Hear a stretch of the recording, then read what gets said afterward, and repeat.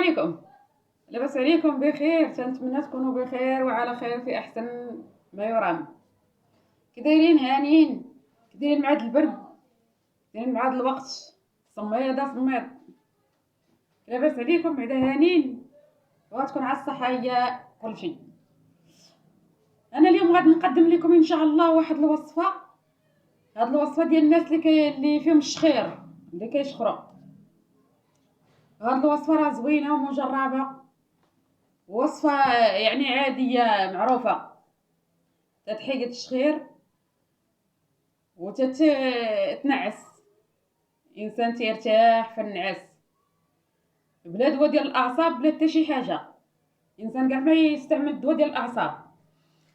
هاد الوصفه زوينه ومجربه وكاينه يعني ثمن قليل، ما غاليه ما والو.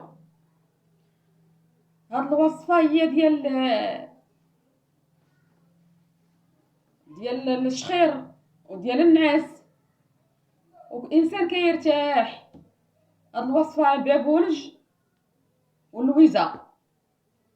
غادي نشريو اللويزه والبابونج وغادي نتغسلوهم مزيان، تغسلوهم من الغبره، وغادي ديرو في كويسات، ديرو ليها شاي من الليل وتكبوا عليهم الماء طايب وتخليهم حتى يطلقوا، تغطيهم وتخليهم حتى يطلقوا، وعاد تشربوا دوك الكويسات كاس من الليل.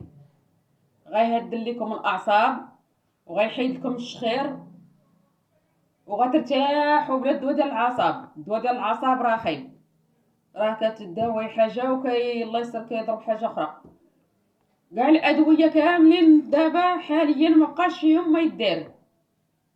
حنا ماشي نطيحوا من قيمته او لا، راه كاين الدواء تا هو اللي راه كيعالج، ولكن راه كاين الدواء ديال الاعصاب راه كيمرض بلاصه وكيداوي بلاصه.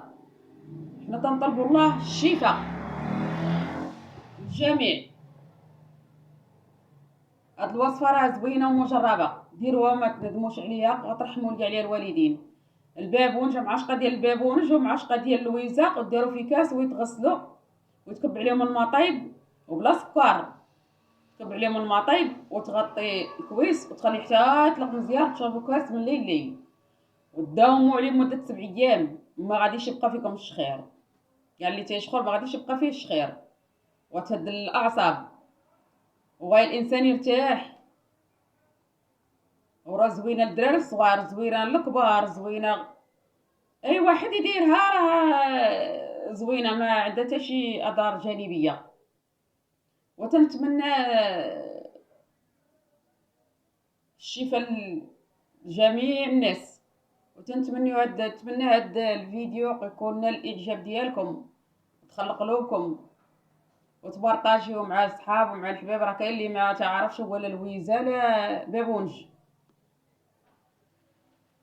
وما تنساوش تدعموا القناه باش يوصلكم ان شاء الله الجديد، وتبقوا على خير.